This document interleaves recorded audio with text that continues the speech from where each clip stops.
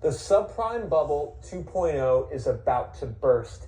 It turns out that the US government has been making the mortgage payments for hundreds of thousands of defaulted mortgage borrowers using taxpayer dollars, and this was just exposed by the Wall Street Journal.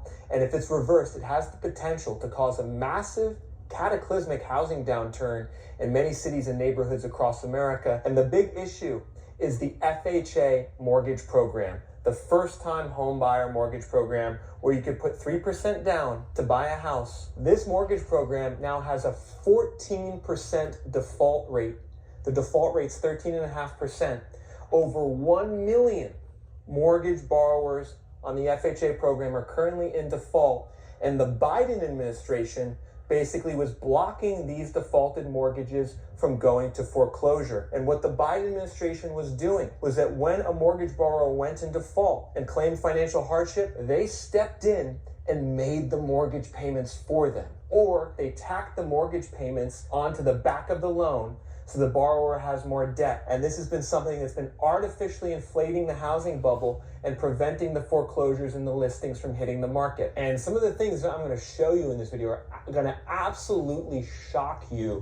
I was shocked and appalled at some of the things I read about what the US government has been doing. This is one of the biggest scams that the US government has been involved with in decades, in my opinion.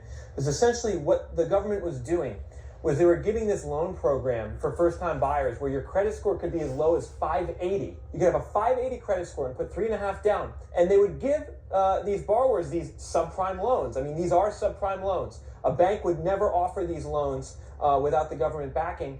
And then when that borrower would inevitably default, sometimes within only a year, the government would prevent it from going to foreclosure using taxpayer money. Now that this has been exposed by the Wall Street Journal op-ed, which highlighted that Biden's mortgage relief program caused this subprime crisis and that there's an FHA subprime bubble, what's going to happen now? What's the Trump administration and Elon Musk going to do in response? I think particularly an area that could see lower prices if these foreclosures are allowed to happen. There's around 400,000 backlog foreclosures right now that are being stopped by the US government. I think if they're allowed to happen, we could see prices in a city like Fort Worth, Texas, where I am right now, we could see them drop by a lot. Because there's a lot of FHA mortgage borrowers here in Fort Worth. A lot of people have actually bought in home building communities from builders like D.R. Horton with FHA low down payment mortgages, and a lot of them are now going into default. And so I think we could see lower prices here in Fort Worth.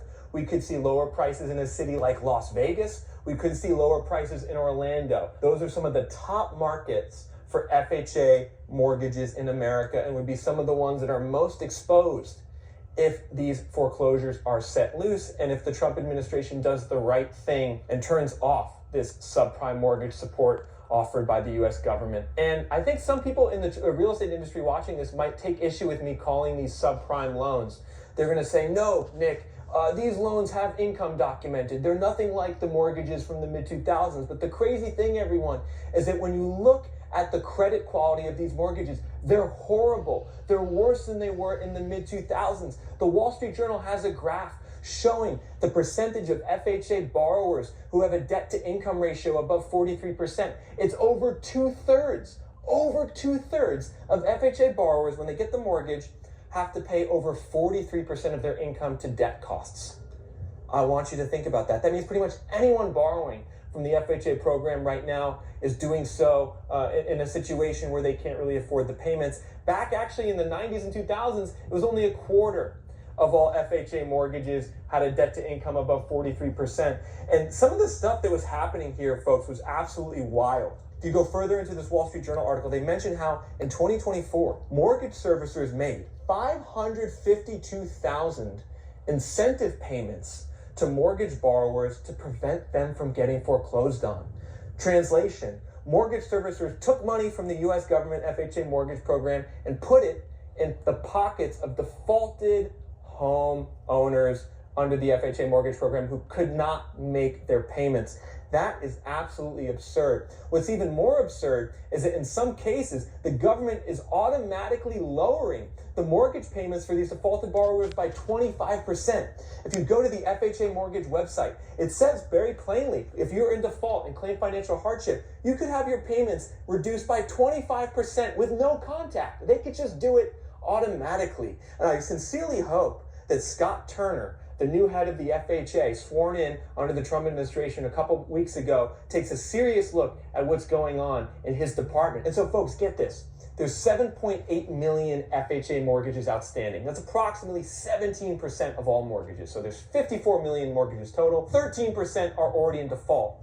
And actually, 17% of the mortgages originated in 2022 are in default. So, think about that. 17% of these mortgages originated less than 3 years ago are already in default. The borrower's not making payments. And so if you are curious why home prices haven't dropped by more, why this housing market seemingly still makes no sense in most parts of the country, the buyer demand's way down, the inventory's way up, but the prices haven't really come down in most areas. Well, this is one of the reasons. Your government was actively conspiring to prevent the needed inventory from coming to the market.